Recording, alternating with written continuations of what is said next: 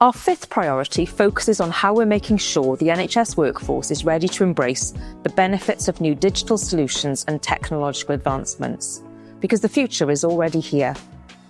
From basic apps to artificial intelligence and virtual reality, digital tools are helping us work smarter, faster and better. This can enhance quality for patients and help address staff workload. But to get the most from this technology, NHS staff need the right training and support. We're expanding our digital skills training, making sure that people in the NHS, from frontline staff to our leaders, have the knowledge and ability to use technology to improve care.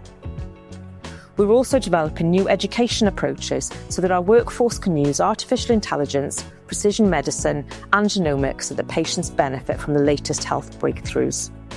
This will support quicker diagnoses and more personalised care.